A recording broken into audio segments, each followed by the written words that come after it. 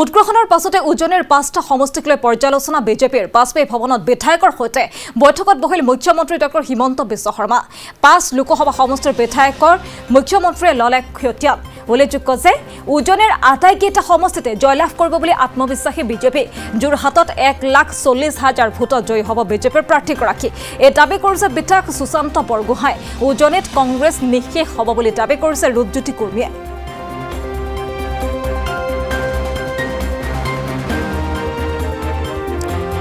আৰু সমান্তৰালকৈ পবিত্ৰ মাৰ্ঘেৰিটাহে মন্তব্য কৰিছে উজনিৰ 5টাকৈ লোকসভা সমষ্টিতে বিজেপি জয়যুক্ত হ'ব বুলি মন্তব্য কৰা দেখিবলৈ পোৱা গ'ল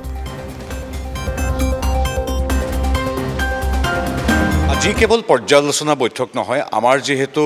এইটো এটা সম্পূৰ্ণ বিজেপিত সাংগঠনিকভাৱে সকলোৱে সেৱা আগবঢ়াব লাগে প্ৰথম পৰ্যায়ত আমাৰ যিসকল সন্মানীয় সাংগঠনিকভাৱে বুটপুত্তি থকা আমাৰ সন্মানীয় বিধায়কসকল তাৰ বহুকেইগৰাকী প্ৰভাৰী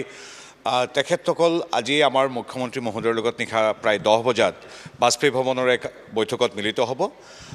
বিগত হৈ যোৱা প্ৰথম ফেজ বা প্ৰথম পৰ্যায়ৰ নিৰ্বাচনৰ কিছু অৱধাৰিতভাৱে বিশ্লেষণটো হ'বই কিন্তু মূলতঃ দ্বিতীয় আৰু তৃতীয় পৰ্যায়ত তেখেতসকলে যেহেতু এতিয়া তেখেতসকলৰ দায়িত্ব প্ৰথম পৰ্যায়ত ইতিমধ্যে শেষ হৈছে দ্বিতীয় আৰু তৃতীয় পৰ্যায়ত আমাৰ সন্মানীয় মন্ত্ৰী বিধায়ক কাৰ্যকৰ্তাসকলে কেনেকৈ অৰিহণা যোগাব সেৱা আগবঢ়াব তাৰ বিষয়ে আজি এটা বিশদ আলোচনা সন্মানীয় মুখ্যমন্ত্ৰী মহোদয়ৰ উপস্থিতিত অনুষ্ঠিত হ'ব মূল কথা এইটোৱে আৰু ৰাজনৈতিক দলেতো নিজস্ব আমি বিশেষকৈ ভাৰতীয় জনতা পাৰ্টীয়ে আমি কি কৰিছোঁ কেনে হ'ল কি কৰিবলগীয়া আছিল কি কৰিছোঁ এই সকলোবিলাক আমি খতিয়ান সদায় লৈ থাকোঁ কেৱল কামটো হৈ যোৱাৰ পিছতেই আমি মৌন হৈ নিদিওঁ আমাৰ প্ৰতিদিনেই আমাৰ কামৰ ঘড়ী চলি থাকে গতিকে আজিও আমি কি কৰিলোঁ কেনেকৈ হোৱা উচিত কেনেকৈ হ'ব ভৱিষ্যতৰ দিনবিলাকত ৰূপৰেখা কেনেকৈ হ'ব ইত্যাদিৰ কথা আমি পাতিম এতিয়া দ্বিতীয় তৃতীয় ফেজটো শেষ হৈ যোৱাৰ পিছদিনাখনৰ পৰাই আমি আহিবলগীয়া 2 বছৰৰ পিছত আহিবলগীয়া বিধানসভাৰ নিৰ্বাচনৰ কথা বা পঞ্চায়তৰ নিৰ্বাচনৰ কথা পাতিম আৰু খুব ভাল এতিয়া আমাৰ প্ৰথম পৰ্যায়ৰ নিৰ্বাচনত আমি আমাৰ নিজস্ব বিশ্লেষণ বিভিন্ন ধৰণৰ সাৰ্ভে গ্ৰুপৰ কথা বা সংবাদ মাধ্যমৰ বিভিন্ন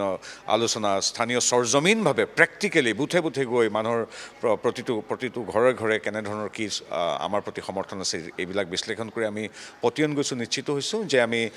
প্ৰথম পৰ্যায়ৰ 5খনৰ ভিতৰত 5খন আসনেই জিকিম ৰাইজৰ আশীৰ্বাদ আমাৰ লগত আছিল আছে আৰু থাকিব